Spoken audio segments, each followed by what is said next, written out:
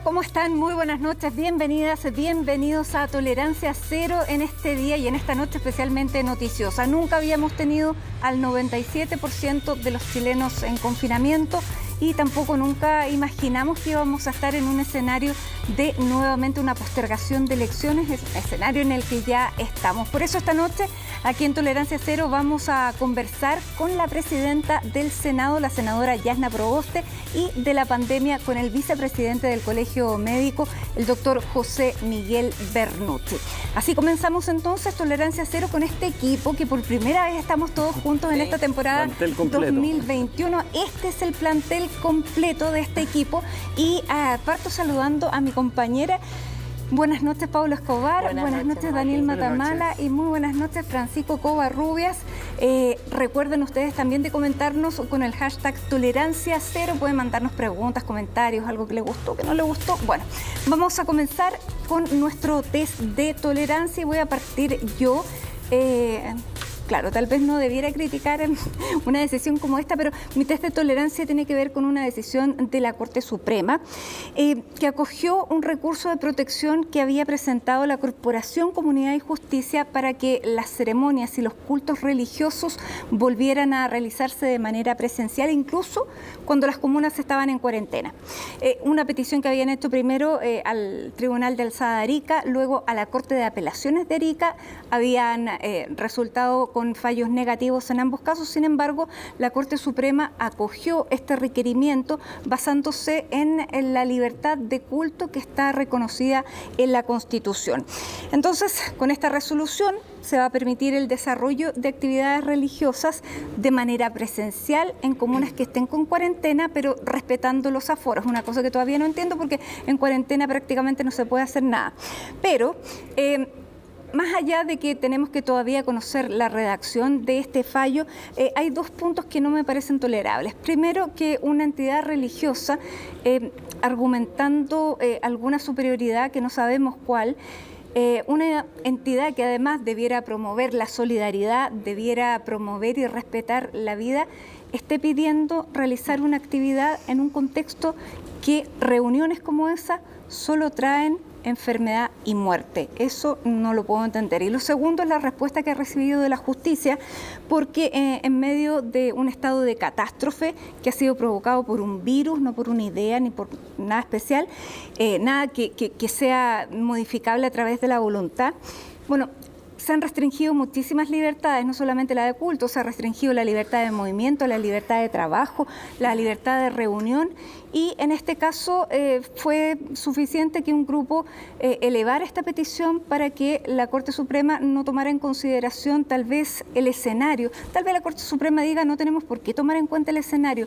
pero estamos en una situación que nunca antes habíamos estado. Por lo tanto, si también se aplica, la justicia significa aplicar criterio, yo creo que en este caso claramente debieran haber seguido con dar un mensaje o una comunicación de riesgo acorde a la circunstancia que estamos viviendo. Porque si no, bueno, todos vamos a empezar a pedir, a requerir nuestra libertad que se nos ha visto restringida. Y esto es a todos o a nadie. Francisco, ¿cuál es tu test? Bueno, mi test tiene relación con un reportaje que seguramente ustedes vieron en La Tercera el domingo pasado respecto a lo que ya se puede comenzar a hablar de la narcopolítica en el país. El reportaje tiene relación con lo que ocurre en San Ramón, ¿cierto? Con Miguel Ángel Aguilera, el ex PS expulsado del Partido Socialista, alcalde que va a la reelección por fuera, y los vínculos que tienen, digamos, gente que trabaja con él, supuestamente relacionada con el narcotráfico y que van de candidato a concejales por el Partido Federación Regionalista Verde Social en otras comunas, y con lo cual se empieza a ampliar el círculo de Aguilera. El punto central de fondo es que, y conversando con distintos candidatos que hoy día están haciendo campaña de distintos partidos y por distintos sectores, dan cuenta cómo realmente el narcotráfico ha ido penetrando las distintas comunas del país. Y yo creo que el caso de Miguel Ángel Aguilera puede ser casi anecdótico, puede ser la punta del iceberg. Yo creo que no está centrado en Miguel Ángel Aguilera. El problema es mucho más grande probablemente que eso, pero que sin embargo es una muestra palpable de lo que está ocurriendo. Claro, en algún momento tendremos que discutir el tema de fondo, el fracaso de la guerra planteada por Nixon hace ya casi 100 años, digamos, a la droga, y habrá que abordar en serio la legalización de ella, etcétera. Pero mientras tanto, lo que tenemos que hacer es un reproche total a lo que son este tipo de prácticas, donde en el fondo estamos viendo esas ligazones que son tremendamente peligrosas, y reitero que yo creo que esto simplemente es la punta del iceberg. El problema no parte ni termina con Miguel Ángel Aguilera. Así que ese es mi test de tolerancia. Muchas gracias, Daniel Matamala. Muchas gracias, buenas noches. Quería hablar de la cerrada oposición de representantes de grandes empresas y sus cercanos a esta propuesta de estudiar la coparticipación de trabajadores en los directorios de esas grandes empresas. Para citar dos ejemplos, el exministro Varela dice que esto viene de los soviets rusos, Cuba y Venezuela. En verdad se está aplicando hoy día en Alemania.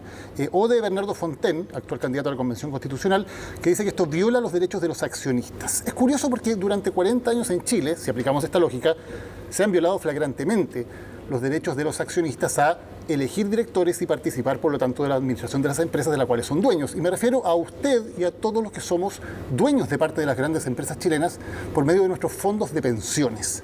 Nuestro dinero de fondos de pensiones elige directores, pero ¿a usted alguna vez le han preguntado si le parece bien, por ejemplo, que con su dinero se elijan directores formados solamente por hombres? ¿O si le parece bien que con su dinero se ponga a políticos en cargos de directorios de grandes empresas? ¿O si le parece bien que con su dinero se elija directorios que no paran prácticas como la colusión o las repactaciones unilaterales en esas empresas que lo perjudican a usted mismo, que es el dueño de la empresa, al menos en parte, pero se ve perjudicado por las acciones de esa misma empresa como consumidor? Le han preguntado qué políticas medioambientales o de responsabilidad social debería tomar esa empresa de la cual usted, todos nosotros, millones de chilenos a través de los fondos de pensiones somos dueños. No, porque los directores de esas empresas son elegidos por las AFP, pese a que, como su nombre lo dice, las AFP son administradoras de nuestros dineros, no son los dueños somos nosotros, y sin embargo las administradoras toman las decisiones políticas en esas empresas en nuestro nombre. Entonces, sería bueno que seamos coherentes, que seamos consistentes. Ese supuesto derecho sacrosanto, en verdad, le pertenece a algunos dueños y no a los millones de chilenos que tenemos participación, que tenemos acciones a través de los fondos de pensiones en esas empresas, pero que no tenemos derecho ni a voz ni a voto en ellas. Gracias, Daniel. Paula, tu test de tolerancia. Gracias, Matilde. Mi test de tolerancia se lo voy a dedicar al ataque que sufrieron nuestros colegas, el equipo de TVN compuesto por Iván Núñez y el camarógrafo Esteban Sánchez en el camino entre Tirúa y Cañete. Como sabemos ya, Esteban Sánchez perdió la visión de un ojo, tuvo heridas de bala en el tórax y en el brazo, además de conmoción cerebral. Iván Núñez también fue herido. Y yo creo que este caso debe llamarnos al rechazo más amplio. Primero, por la repetición de lo que está pasando acá, la gravedad. En las últimas 2 semanas han habido 10 ataques de este tipo en la zona. Y es una situación que ya parece como una enfermedad crónica que solo se va repitiendo, va cambiando las personas, van cambiando los rostros, va cambiando la situación, pero se repite una y otra vez una violencia que no se puede parar y que no va a parar hasta que no haya un acuerdo transversal de parte del Estado completo para tratar de ver una solución. En segundo lugar, quiero decir que esto es muy grave porque es un equipo de prensa. Hay personas que en Twitter han puesto, no están haciendo un escándalo porque es un rostro, porque es famoso, porque es conocido, y hay que darle la gravedad que esto amerita. La libertad de expresión, la libertad de ejercer el trabajo periodístico es esencial no solamente para los periodistas que lo ejercemos, sino para la democracia. Que aquí haya habido un intento de amedrentar, un intento directo, digamos, de dañarlo. Hay una querella criminal de TVN y del gobierno contra quienes resulten responsables. Hay una situación de intimidación a quienes quieren investigar, reportear y arrojar más claridad respecto a una situación que está siendo tan compleja y donde el Estado realmente está quedando atrás. Así que me parece doblemente grave por esa razón y quiero además darle toda mi solidaridad al equipo de TVN que ha sufrido esto y desearle su más pronta recuperación. Nos sumamos todos. Adherimos todos y lamentablemente este es el 10º ataque que ocurre en los últimos 10 días. Probablemente este tenga mayor connotación porque fue un equipo de prensa, porque está en juego también la libertad de expresión, porque son conocidos, pero los otros 9 han sido tan graves como lo que ocurrió con nuestros dos compañeros. Por lo tanto, ¿qué es lo que tiene que pasar para que ese acuerdo del que habla Paula finalmente se dé y no estemos hablando nuevamente de una situación aislada que finalmente no nos lleva a ninguna parte? Porque esto es repetir y repetir. Es como un guión que se repite. Quería agregar una cosa, que es que lo importante también es que la investigación de claridad de qué pasó acá, en el parte policial que vi, se decía que había 2 testigos de esto que pasó en el cruce de San Ramón y que además iban a periciar proyectiles balísticos que les dispararon a los colegas, y eso es muy importante para determinar qué tipo de armamento se usó. Al parecer fue armamento pesado, y entender qué personas tienen acceso a qué armamento y pueden haber hecho esto. No, es que yo creo que más que se repita el guión, es que el guión se va incrementando. O sea, cada vez tenemos más acciones y más violentas. Y eso se repite también con lo que han sido las quemas de todo tipo de cosas. A mí me parece que la solución evidentemente es compleja y probablemente van a pasar muchos años en ver la solución. Sin embargo, yo creo que para partir llegando a esas soluciones, separar la violencia de lo que son las demandas legítimas. O sea, pensar de que en el fondo un gran acuerdo resuelve la violencia, a mí me parece que es erróneo. Yo creo que la violencia hay que rechazarla y creo que es el punto de partida. Hay muchas sociedades que han vivido elementos de violencia como esto, y en el fondo las sociedades que han logrado avanzar en estas materias es primero rechazar la violencia, segundo abordar el tema de fondo, y en ese es el camino que hay que seguir. Mientras sigamos diciendo, bueno, la violencia va a estar, mientras no resolvamos el problema de fondo, es que vamos a estar expuestos a mucho más muerte y a muchas otras cosas que son completamente indeseables. Daniel. Sí, la violencia se nutre de ciertas condiciones, lo que por cierto no la justifica. Hay que hacer una diferencia muy importante entre explicar por qué ocurre la violencia y justificarla, que es algo totalmente distinto, y en lo cual concuerdo absolutamente con Francisco. Y sabemos que hay una serie de hechos, que no tenemos tiempo para enumerar hoy día, que están detrás de lo que está ocurriendo en la Araucanía. Ahora, y en este caso en la región del Biobío, en la macrozona sur. Ahora, de nuevo, lo primero es tener, ojalá, una inteligencia capaz de primero averiguar qué es lo que está ocurriendo. Porque no lo sabemos, no sabemos quiénes dispararon al equipo periodístico de Televisión Nacional. En Twitter todo el mundo está seguro, digamos, cada uno tiene sus teorías de acuerdo a su ideología favorita. Pero la verdad es que no lo sabemos, no sabemos quiénes estaban allí, no sabemos por qué lo hicieron, no sabemos cuáles eran los fines de esta acción, de atacar directamente a un equipo de prensa que estaba trabajando en el lugar. Y ahí tenemos un problema como Estado que es muy importante. No somos capaces de entender lo que está ocurriendo. Y no somos capaces por problemas institucionales graves, porque Carabineros ha perdido toda capacidad de actuar allí porque ha estado involucrado en montajes, ni más ni menos, porque la PDI cuando ha actuado tampoco lo ha hecho de forma correcta, porque no tenemos inteligencia en el país. Entonces todos esos hechos van impidiendo que tengamos una claridad acerca de qué es lo que pasa, que es una situación no suficiente, pero al menos necesaria para comenzar a tomar acciones que ataquen efectivamente un problema tan grave como es la violencia. Ojalá entonces lo tengamos presente y no solamente lo retomemos cuando ocurre un hecho de una connotación como esta. Nosotros nos vamos a la pausa aquí en Tolerancia Cero, porque como también les decíamos, hoy día sabemos que nuevamente vamos a tener que correr una elección. Tenemos más preguntas que respuestas, pero nuestra invitada a continuación seguramente va a tener más respuestas que nosotros, la presidenta del Senado, la senadora Yasna Proboste, al regreso de la pausa.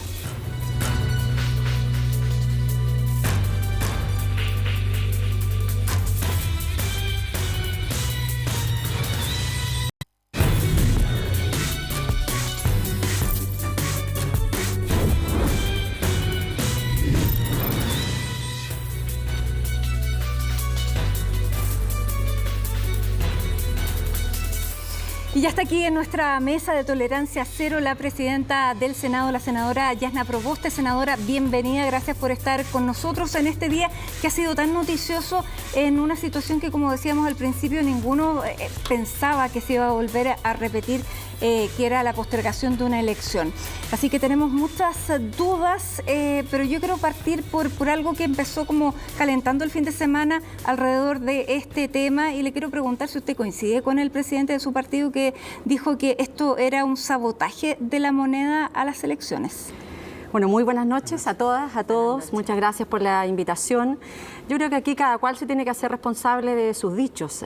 A mí lo que me interpreta es la declaración formal de la Democracia Cristiana, partido en el que yo milito, en que señaló que iba a estar disponible para poder tomar aquellas decisiones que pusieran en el centro las preocupaciones de los ciudadanos y proteger siempre la salud de las personas. Y entiendo esa ha sido también la motivación que ha llevado en el día de hoy al presidente, después de una ronda de conversaciones con distintas personas en las que me incluyo, de transmitir esta decisión de la postergación de las elecciones. ¿Los votos de la oposición, de la Democracia Cristiana, están asegurados o ustedes le van a pedir condiciones al gobierno a cambio de votar a favor de la postergación? Nosotros hemos estado conversando en el día de hoy con los senadores de oposición. Mañana haremos a partir de las 9 de la mañana una reunión similar con las fuerzas opositoras, incluidas aquellos que no tienen representación parlamentaria, porque creemos que aquí también hay que generar condiciones para garantizar que en 5 semanas más estemos en una posición y en una condición distinta. Pero para entenderlo, ¿las dos cosas van ligadas? O sea, ¿ustedes van a pedir a cambio de votar a favor de esta postergación ciertas medidas sociales, etcétera, que podemos discutir, o son dos discusiones distintas? Daniel, lo que es evidente es que si hoy estamos con un nivel de complicaciones realmente que han sido algunas más públicas que otras, de cantidad de camas UCI ocupadas, y estamos en un nivel tan crítico como el que ha llevado a tener hoy día más del 90% de la población de nuestro país en cuarentena, es porque algo no ha funcionado en esta estrategia y por lo tanto no creo que sea posible que sigamos de la misma forma. Y esto requiere revisar la política de focalización de ayudas sociales. La gente tiene y ha mantenido la movilidad y ha salido lamentablemente a cruzarse con el contagio no porque quiera, es porque no tiene ayudas sociales que... Mi pregunta, y no me la he contestado, ¿esa discusión tiene que hacerse en paralelo o una cosa lleva a la otra? O sea, ¿ustedes pueden votar la postergación de las elecciones sin llegar a un acuerdo en el tema de las ayudas sociales, etcétera, o los dos temas ustedes los quieren ligar? Eso es lo que necesito que me responda, porque es muy importante por la premura con la que hay que hacer esta discusión. Es muy importante por la premura que tenemos que hacer la discusión, pero es muy importante también cuando nosotros colocamos a las personas en el centro de nuestras preocupaciones.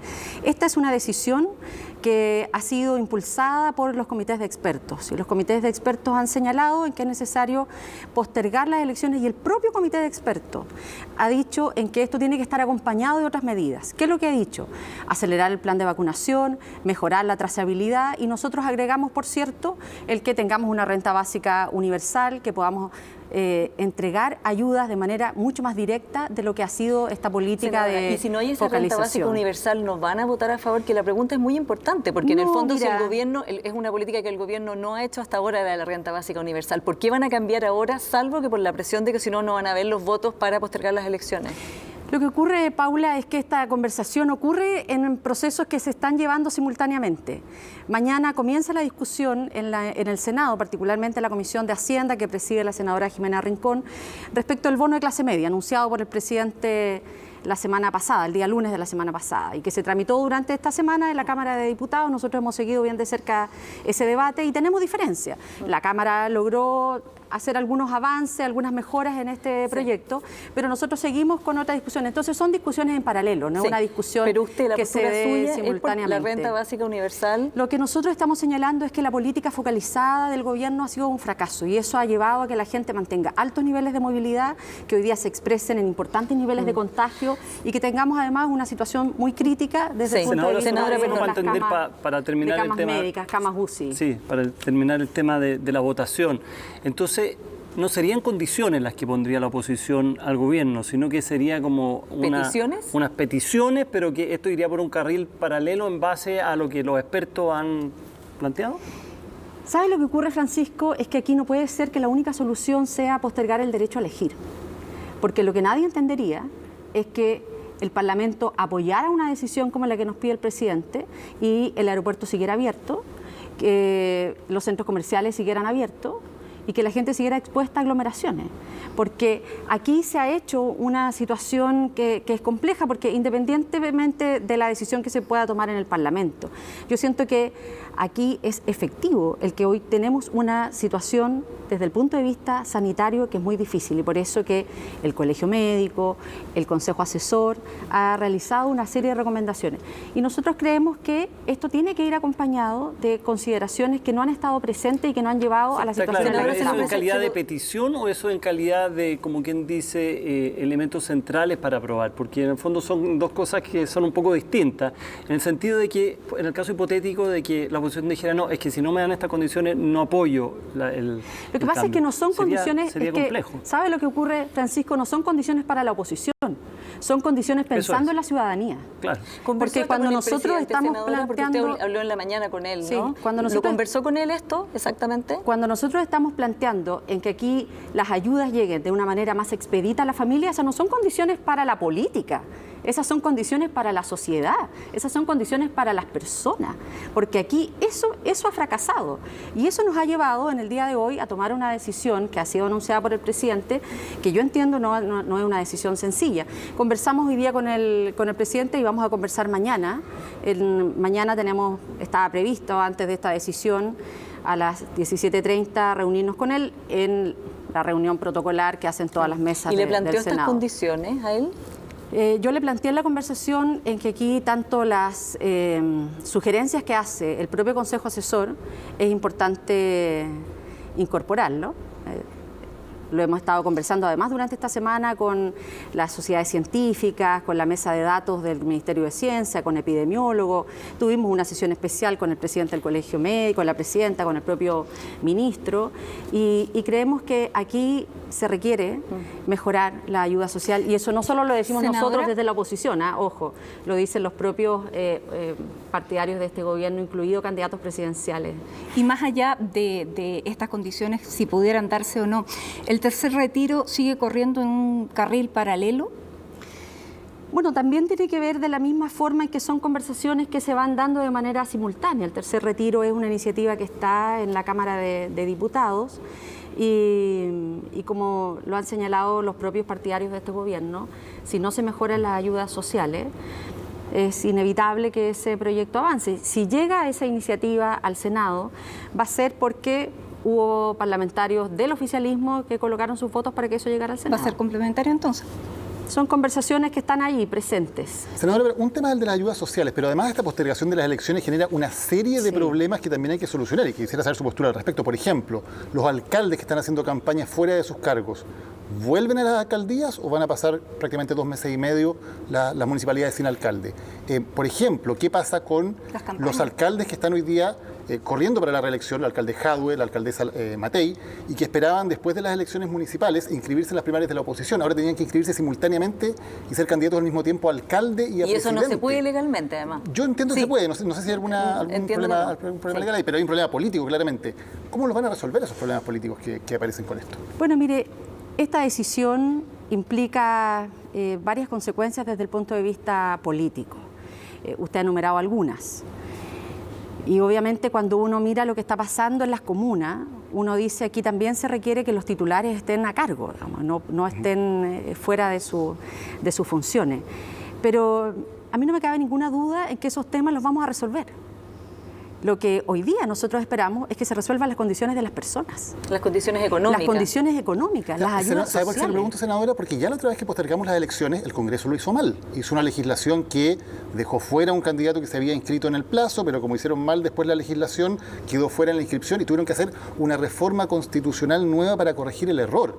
Esta es mucho más complicada que la vez anterior. Entonces, esto es mucho más ¿se va a legislar complejo bien sin porque cometer esto esos es errores? mucho más complejo porque tiene las elecciones de los gobernadores, tiene las elecciones de los constituyentes, tiene las elecciones de alcaldes, concejales. Y hay un tema además, Daniel, que yo creo que es bien importante que lo planteemos, porque todo el itinerario constituyente no es una situación que haya surgido a partir de la buena voluntad de la política. Esto forma parte de un estallido social y esto es una respuesta institucional y política a este proceso.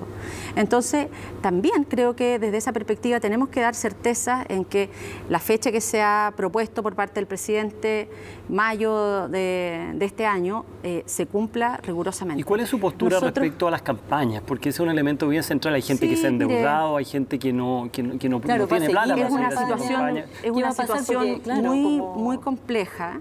Nosotros creemos en que en esto se tiene que legislar correctamente. Esto es parte de la conversación que nosotros vamos a tener mañana con todas las fuerzas opositoras.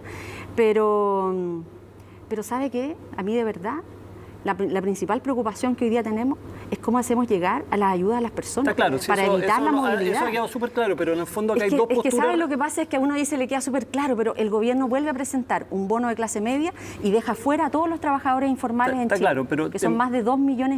Sin duda, pero en paralelo tenemos el tema político. Hay un montón de candidatos que están, digamos, como quien dice, en vilo a saber qué es lo que va a pasar. Hay dos posturas, uno de aquellos que dicen congelemos esto y retomamos, digamos, en un mes más, o aquellos que dicen, bueno, continuemos con la campaña. ¿Cuál es la postura que se conversó al interior de la oposición respecto a este tema?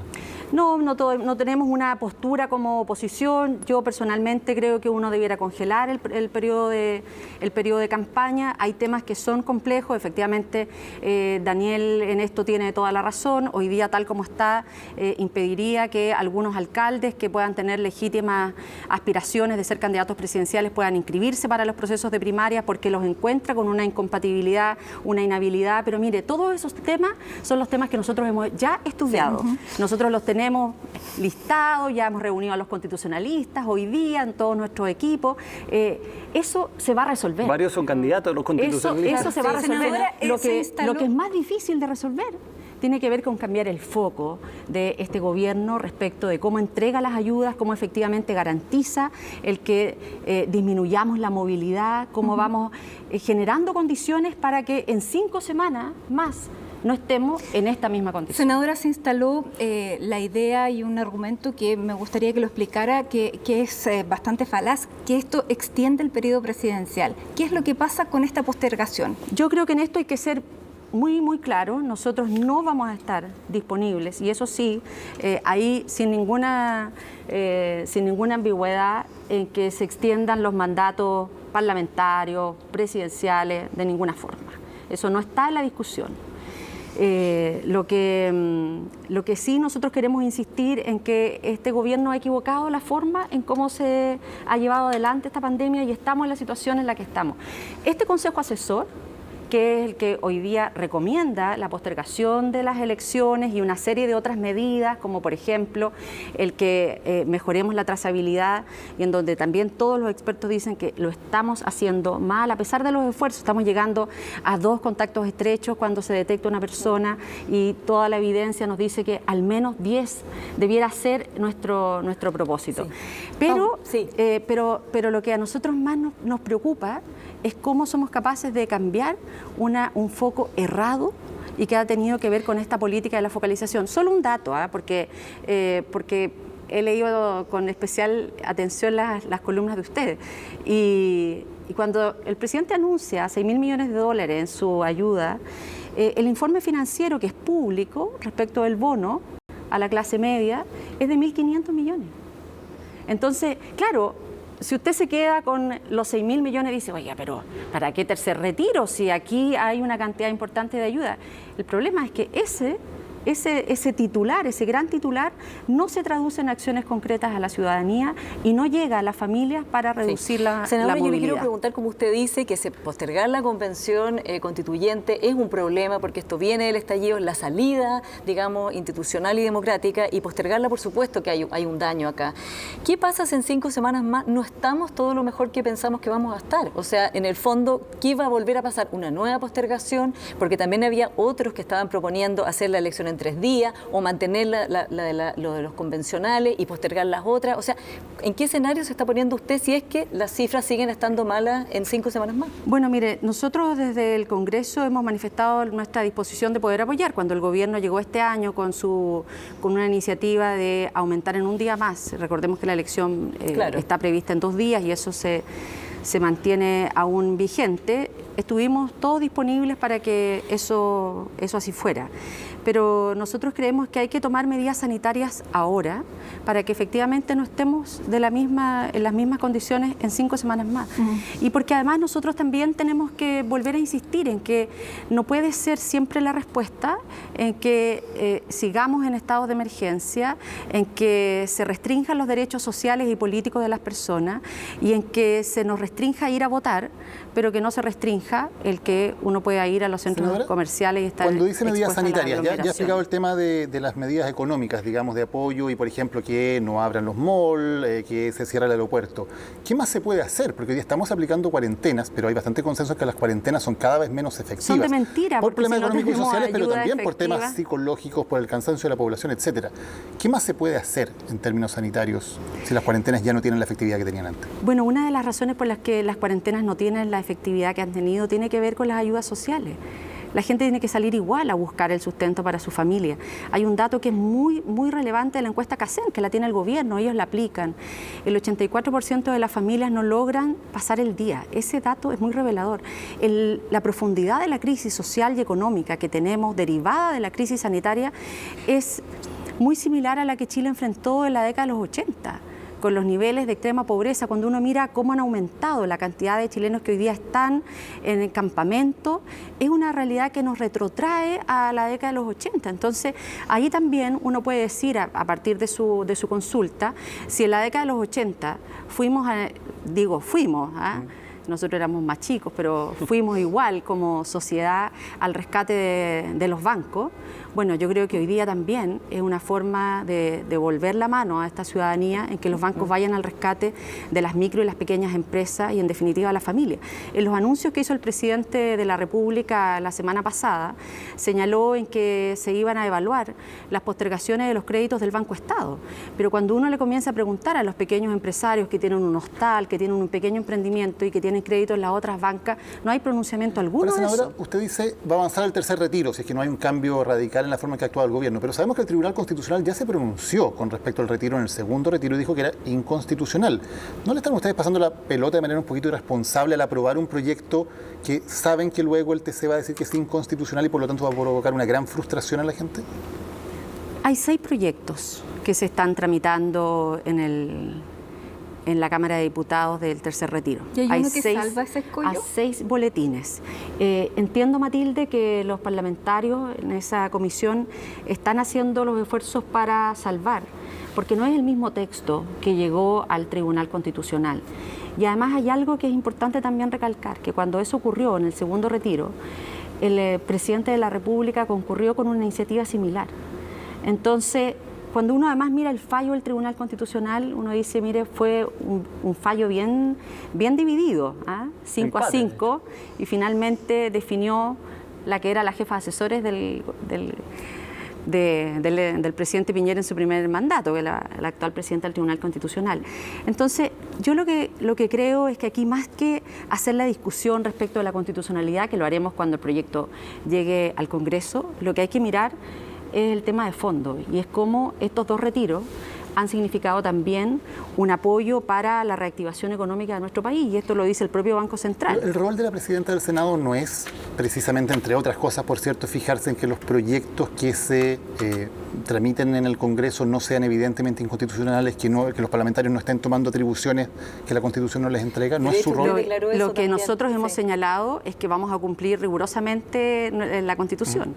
Y por eso que digo que cuando este texto llegue al Senado, nos pronunciaremos respecto de la constitucionalidad. Y en eso que me llamó la atención, porque en su discurso y en las declaraciones posteriores a que asumió, usted dijo, fue muy enfática en eso, que yo voy a mantener un apoyo irrestricto a la Constitución vigente. Que está vigente. Que está vigente, obvio. Espero entusiastamente que se cambie con la Convención Constituyente. Está claro, eso me queda claro. Pero su predecesora, Adriana Muñoz, dijo la frase, prefiero cometer un sacrilegio con la Constitución y ser destituida por pasar por sobre una demanda urgente de las madres en algún momento, ¿cierto? Que fue bien comentada. Eso fue a propósito del postnatal. Sí, del postnatal, está claro. Pero en el fondo hay un cambio de enfoque respecto a Adriana Muñoz en lo suyo. ¿Usted quiso dar un mensaje o simplemente más o menos hay una continuidad respecto a lo que venía de antes? No, yo he sido muy clara, muy categórica. A lo mejor alguien podría haber dicho no es necesario hacerlo. Para mí sí tenía una importancia en hacerlo. Y vamos a cumplir rigurosamente con lo que establece la actual Constitución y las leyes que están vigentes. Y los textos, cuando lleguen al Senado, son analizados en ese contexto. Es muy difícil que yo me pueda pronunciar antes de que un texto llegue, porque tal como lo ha señalado Matilde, hay 6 boletines, 6 proyectos de ley que se están discutiendo a propósito del retiro. Y precisamente lo que nosotros sabemos entendemos es que uno va a salvar la dificultad que tenía en el Tribunal Constitucional, pero ese es un tema que lo conversaremos cuando llegue el texto. ¿Y el otro mensaje que pasó usted? Porque pasó 2 mensajes, por lo menos yo lo leí así. Yo pensé que varios más. Bueno, yo leí 2, por lo menos. Hay uno que dice soy de oposición, por si no que vamos a entrar en ese tema, digamos, pero en el fondo el llamado o más bien la disposición a llegar a acuerdos con el gobierno. ¿Cuál es el acuerdo central que a usted le parece que debiera abordarse más allá de lo que hemos hablado ahora a propósito de la pandemia? ¿Cuál es ese llamado a los acuerdos con el gobierno? Bueno, mire, con la misma claridad que yo señalé que soy una mujer de oposición, dije que tenía la máxima disposición para dialogar y para legislar en todas aquellas iniciativas que mejoren la vida de los chilenos.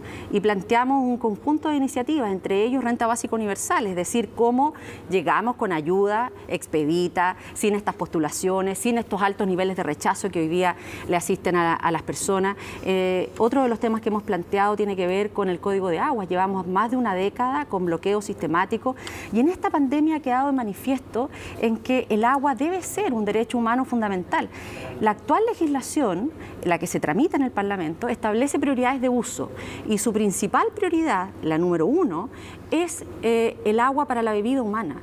Y cuando hoy día usted le dice a los chilenos que una de las medidas más simples para prevenirse frente al contagio es el lavado permanentemente de manos, la pregunta es cómo lo hace una familia que tiene agua por acarreo, que le llevan cada 7, 10 días 500 litros para un grupo familiar de 10 personas. Eso pero realmente el concepto de acuerdo, con esto termino, pero con esto termino. Pero el concepto de acuerdo supongo que es renunciar a algo y que el otro renuncie de forma tal de llegar a un acuerdo. ¿Así entiende usted los acuerdos? Mire, o el acuerdo es que se haga lo que nosotros estamos pidiendo? Yo lo que señalé muy bien fue nuestra disposición a colaborar, a dialogar y a legislar.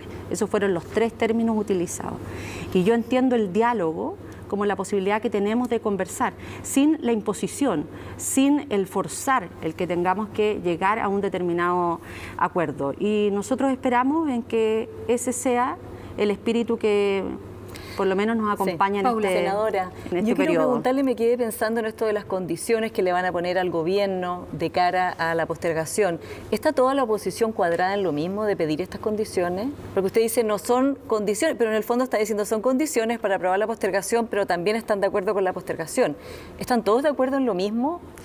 Estamos todos de acuerdo en que si hemos llegado a esta situación, en tener que postergar estas elecciones, es porque ha habido un fracaso en las políticas sanitarias, en las políticas sociales de ayuda a la familia, y esperamos en que el gobierno realmente tome también. Pero es un gallito con el gobierno. No, mire, yo lo que creo es que no, digamos? Aquí no, porque ¿sabes lo que pasa? A nosotros, voy a hablar personalmente. A mí no me interesa hacer ningún gallito con el gobierno. Nuestra preocupación está dado, primero, en demostrar que la centroizquierda tiene la capacidad de unirse en los grandes propósitos. ¿Y están unidos en esto? Segundo, en que la centroizquierda puede dar gobernabilidad a nuestro país. Tercero, en que somos capaces de tener un proyecto colectivo. Y cuarto, que si se dan las 3 anteriores, este país puede recuperar la paz social, si no le dan la paz social que está tan perdida. Para terminar la pregunta, si el presidente dice que no a eso porque lo ha dicho sostenidamente todo el tiempo, lo más probable es que vuelva a decir que no.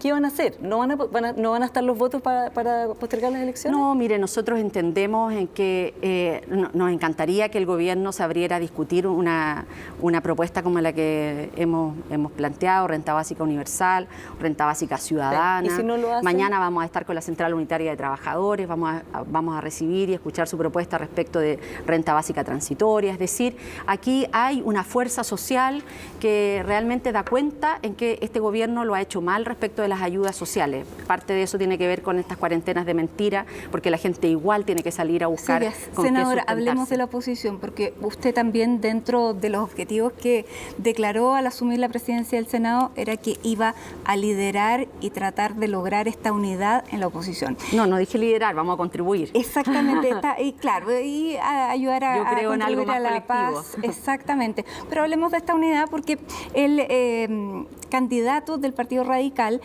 Carlos Maldonado, invitó a un Zoom el próximo martes a todos los candidatos presidenciales del sector de oposición, incluido de Pamela Giles, Daniel Jadue, a todos. y su candidata, la senadora Jimena Rincón y además Heraldo Muñoz, se restaron. ¿Usted va a propiciar que participen también de este diálogo que pretende fijar primarias abiertas y legales dentro de la oposición? Mira, nosotros creemos en que aquí es necesario empujar la más amplia unidad de la oposición y yo eso lo he sostenido siempre. No es un tema de ahora, ¿no? Y creo que hay que empujarlo inclusive no solo con los partidos, y por eso que para nosotros la reunión de mañana es muy importante, porque no solo lo hacemos con aquellos partidos que tienen representación en el Parlamento, sino también con aquellos que están fuera de las expresiones parlamentarias. Y a mí me parece que la convocatoria que hace el presidente y candidato del Partido Radical es una convocatoria muy importante. Ahora, desconozco las razones por las que tanto el candidato Heraldo Muñoz como nuestra candidata Jimena Rincón no van a poder participar, pero yo al menos lo que he escuchado, y esto de lo que he escuchado de Jimena Rincón, es también siempre su disposición más amplia a la unidad. ¿Por qué no podrían participar cuando es una reunión por Zoom? Bueno, desconozco las razones. La presidenta de la Comisión de Hacienda, Jimena Rincón, está también con una cantidad importante de actividades producto de la Comisión de Hacienda. Senadora, quiero saber cuando usted dice lo más amplio posible. ¿Qué significa lo más amplio posible? Usted decía la centroizquierda, tenemos que mostrar que puede estar unida, es la alternativa de gobierno. ¿Qué centroizquierda es la que puede ser alternativa de gobierno? ¿De dónde está dónde? Mire, yo no le pongo limitaciones. Yo creo que en esto entran todos aquellos partidos, movimientos que tienen ideas transformadoras de nuestra sociedad.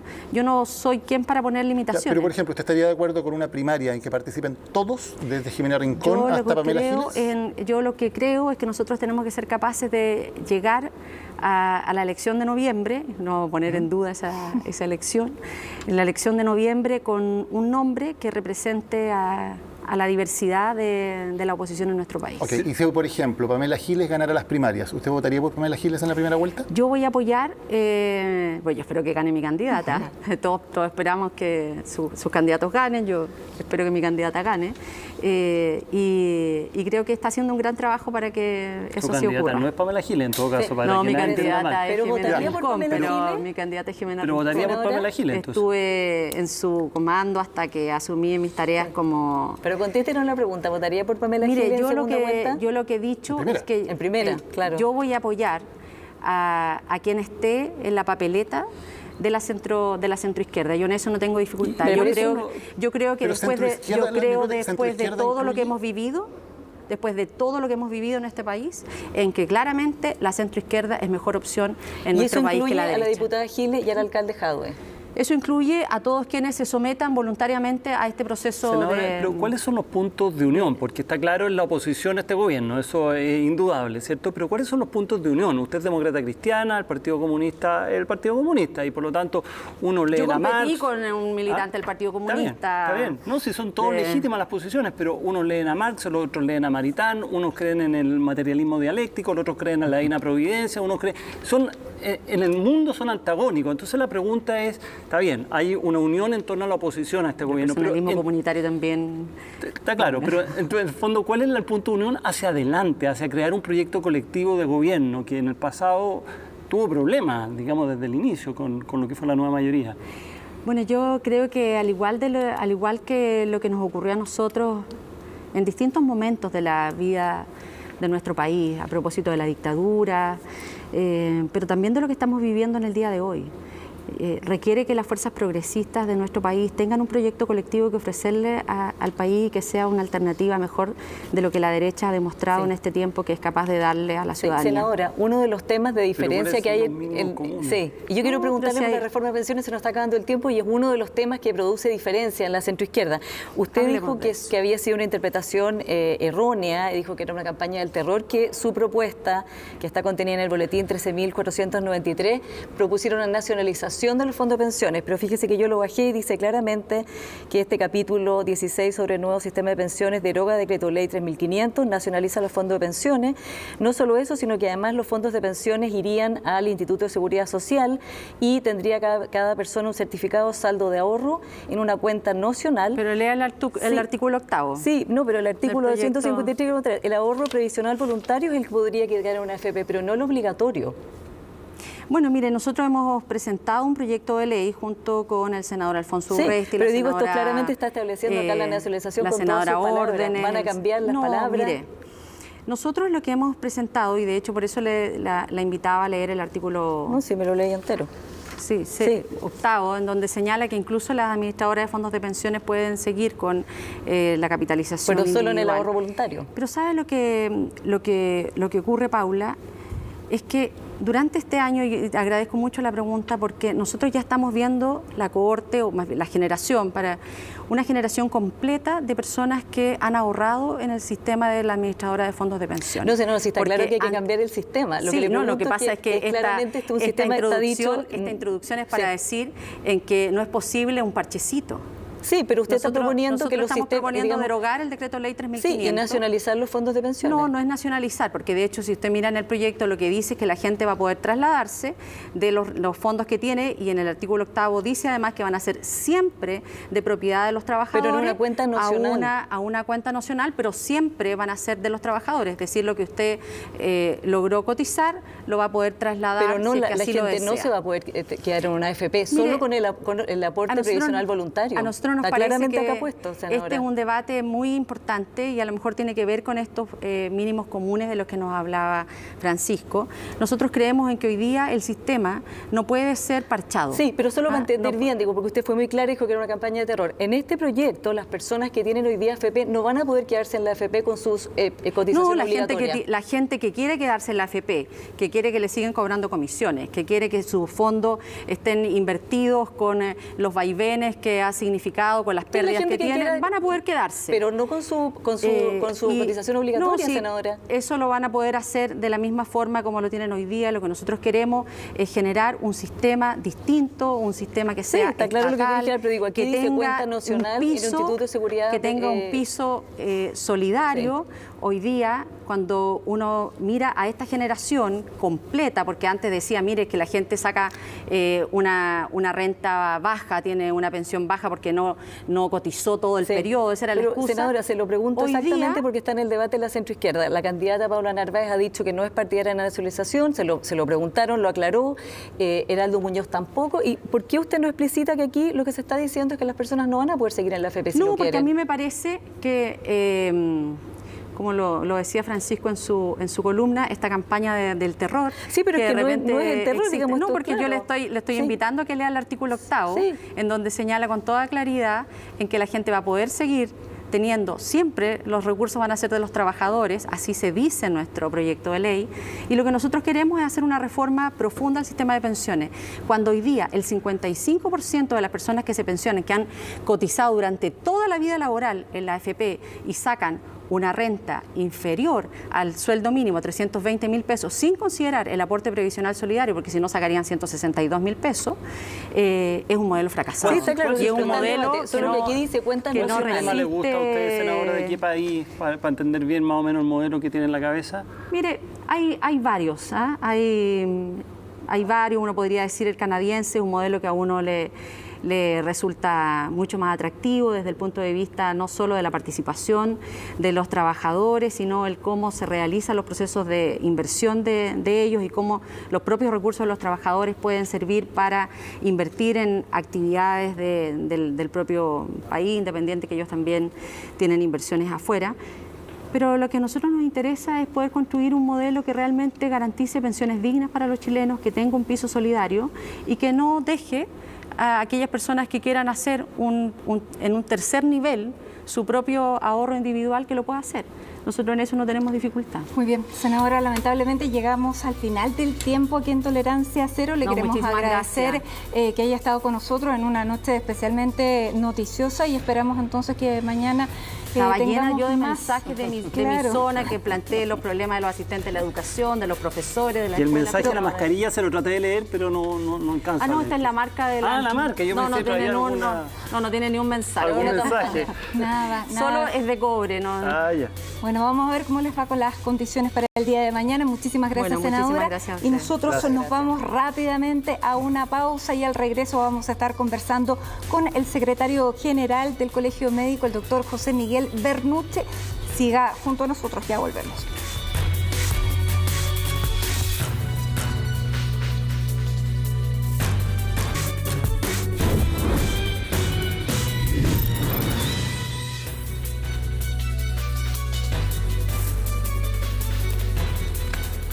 97% de la población chilena en confinamiento. Vamos a hablar de la pandemia y está junto a nosotros el secretario general del Colegio Médico, el doctor José Miguel Bernucci. Bienvenido, doctor. Muchísimas gracias. Secretario nacional del... Sí, primero lo presenté como vicepresidente, pero puede ser que esa sea la senda, ¿no? Sí. Puede ser. Estamos en el futuro. Bueno, finalmente fueron escuchados tanto como ustedes como el Consejo Asesor completo para que las elecciones fueran postergadas. Y han sido 5 semanas.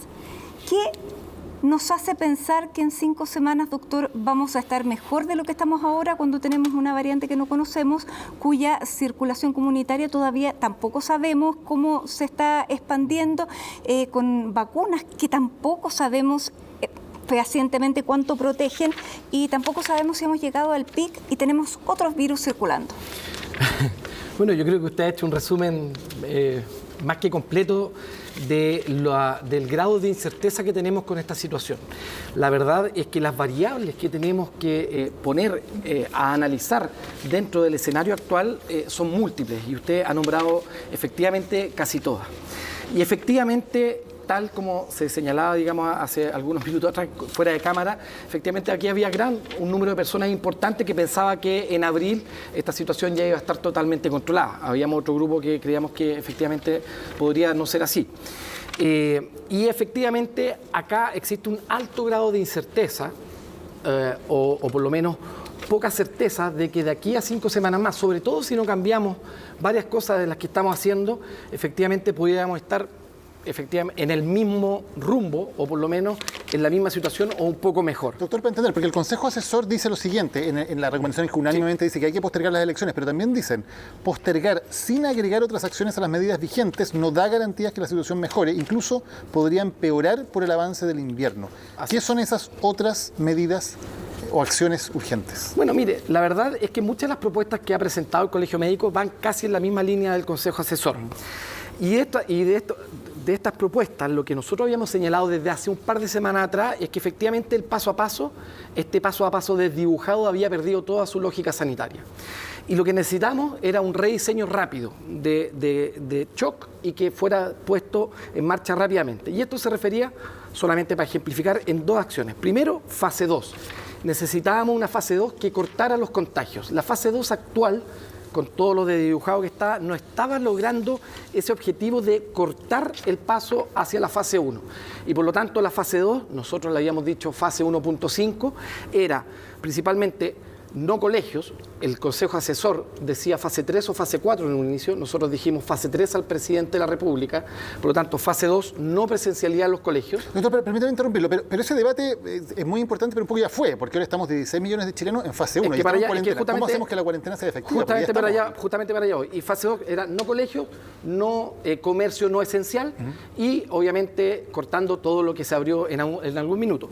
Y la fase 1 efectivamente, tal como usted señala, algo se dijo en el bloque anterior, me lo estaba viendo fuera de cámara, que efectivamente acá las cuarentenas largas, las cuarentenas laxas y las cuarentenas tal como las conocemos hoy en día no están cumpliendo su objetivo. Acá tenemos experiencia internacional, pero más que eso tenemos experiencia nacional de lo inefectiva que están siendo nuestras cuarentenas. Tenemos el ejemplo de Punta Arenas, que yo creo que debe ser de estudio mundial. 5 meses en cuarentena. Salió con más casos con los que entró, y con una población de 150.000 habitantes tenía alrededor de entre 70 a 75.000 permisos diarios de empresas esenciales. O sea, solamente, no contando las personas que no cumplían la cuarentena, solamente por los permisos que entregaba el Estado tenía 50% de movilidad. Tenemos el ejemplo de Puerto Montt, 3 meses y medio en cuarentena, misma situación. El ejemplo de Chillán, Ñuble, 4 veces en cuarentena, 200.000 habitantes, 100.000 permisos diarios. Tenemos el ejemplo de hace ahora 2 semanas en Concepción, con un biotren, para la gente que no es de allá, el metro, el sistema de metro que hay del Gran Concepción, atiborrado de gente. Entonces, las cuarentenas como las estamos conociendo, efectivamente no están cumpliendo su objetivo.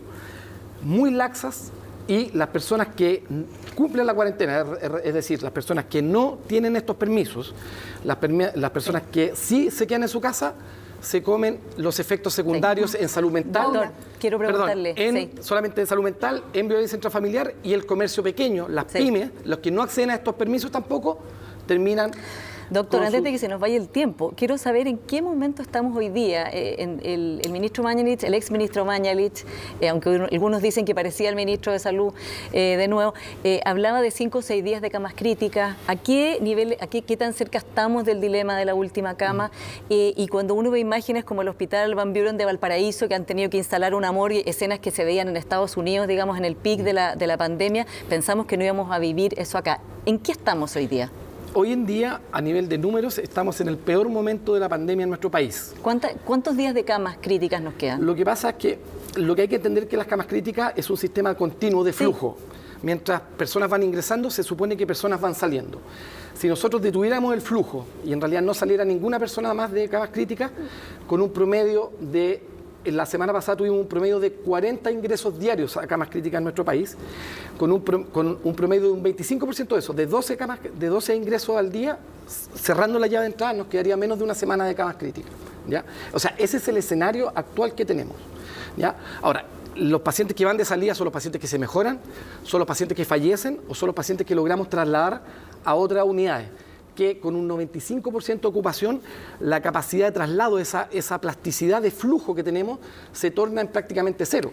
Porque decir, yo tengo 140 camas críticas, tengo una cama, por ejemplo, en Coyhaique, y yo me agravo acá, la capacidad de trasladar a un paciente grave a Coyhaique es prácticamente cero. En ese sentido, mi pregunta es si es que ustedes han podido ver o si tienen algún estudio respecto a la efectividad o no de las vacunas. Se ha hablado algo como de algunos elementos promisorios que han caído los mayores de 70 años, pero ¿se ha visto realmente, yo sé que no científicamente porque todavía faltan datos, pero se ha visto, digamos, en la percepción de un buen funcionamiento de las vacunas o no? Mira, yo creo, y esto lo digo desde mi corazón de esperanza, que efectivamente en conversaciones de pasillo con colegas, con los infectólogos que están todo el día mirando los números, efectivamente ellos nos dicen, mira, pareciera que nos están llegando menos adultos mayores, y lo que nos están llegando menos graves que antes.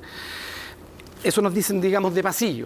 Si uno va a mirar los datos, efectivamente pareciera que han disminuido los pacientes graves mayores de 70 años. Están pasando otras cosas también. Claro, es que efectivamente, es que para allá voy, porque efectivamente entonces uno dice, chuta, las vacunas están funcionando, porque créame, en este panel les quiero ser súper sincero y transparente, yo creo que todos los que estamos metidos, por lo menos en el discurso público, nos levantamos todos los días a mirar los números hasta que se produzca ese maldito quiebre que todos queremos. Lamentablemente, esos números promisorios, si uno se pone abogado del diablo, efectivamente también pueden ser explicados por otras cosas y por otras razones que son bastante más complicadas. Aumento de un 20 a un 30% de fallecimiento en domicilio. Entonces uno dice, los mayores de 70 años están llegando menos porque quizás ni siquiera están llegando a consultar. Entonces, ¿y cuán ciegos estamos frente a las variantes que han estado esparciéndose por la variante británica, la variante brasilera, que es del Amazonas? Porque nosotros tenemos esta capacidad para hacer la secuenciación, pero pareciera que el comportamiento del virus ahora es distinto, porque antes no se enfermaban, ni llegaban a las UTIs, ni a intubarse personas de 50, 40 años, ni se estaban muriendo. Hoy día sí, eso indica que es una variable distinta, se agrava mucho más rápido. ¿Qué sabemos o estamos ciegos? Mira, la respuesta real que tenemos es que no sabemos el impacto real.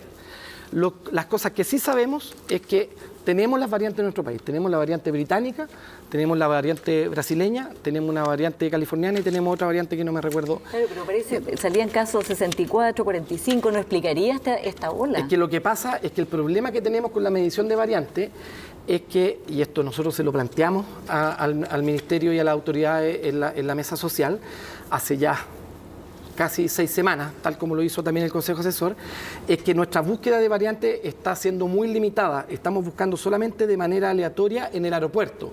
Esa información nos permite saber, existe la variante, pero tú para poder medir el impacto que tiene la variante en la población, tú tienes que hacer una búsqueda satélite, que se llama, ¿no es cierto?, una búsqueda en la comunidad con casos satélites.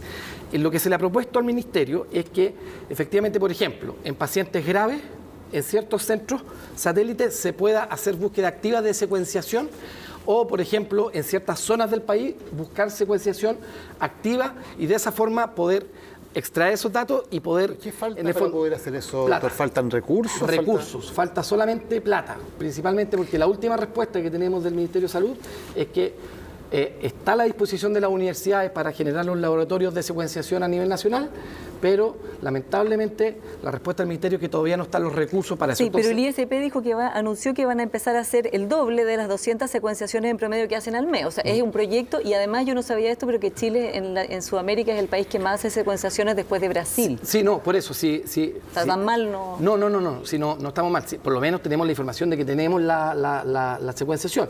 Pero el problema, porque la pregunta de doña Matilde era, finalmente, ¿cuál es el impacto? El impacto, la respuesta real es que no lo sabemos, porque no tenemos secuenciación a nivel comunitario. Y lo que tenemos es la secuenciación que estamos recibiendo, digamos, solamente de forma aleatoria. Doctor, también el exministro Mañovich decía algo bien concreto de que el gobierno tenía que intervenir más las clínicas y los hospitales, porque eso estaba...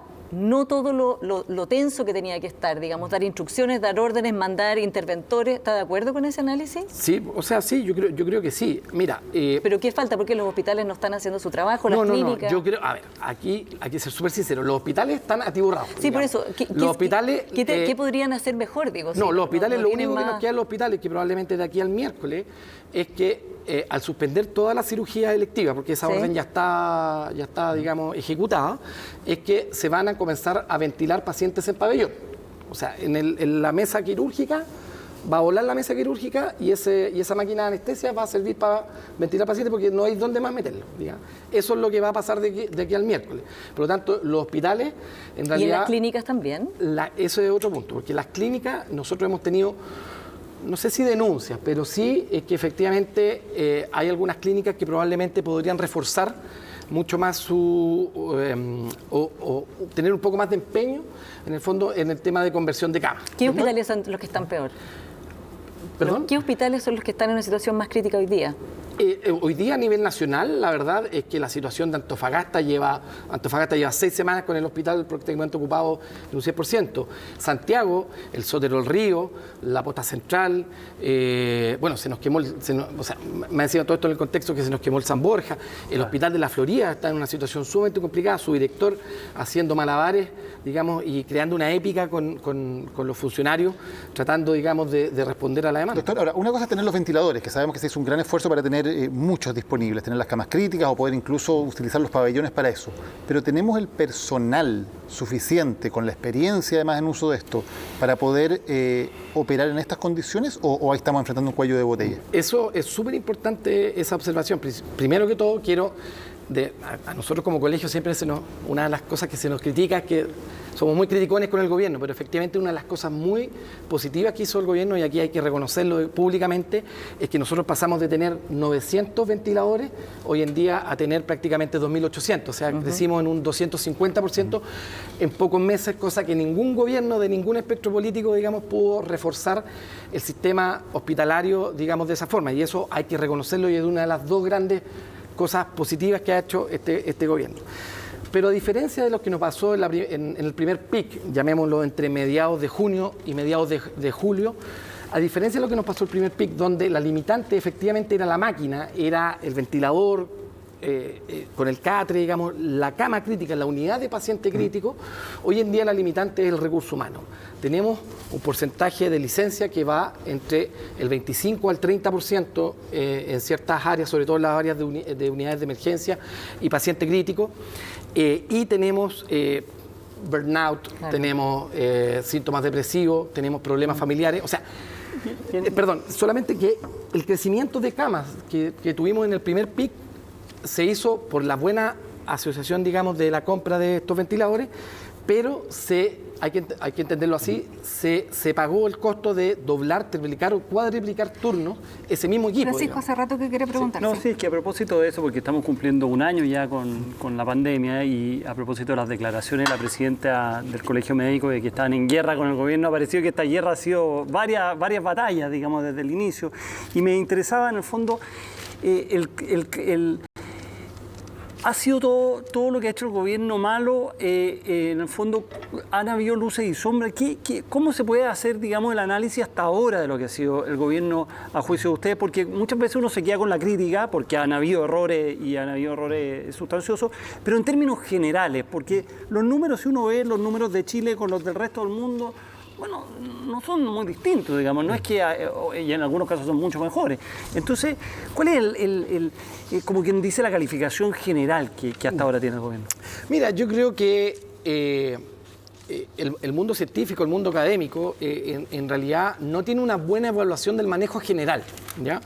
Principalmente porque hemos tenido una gran cantidad de fallecidos, hemos tenido una gran cantidad de contagiados.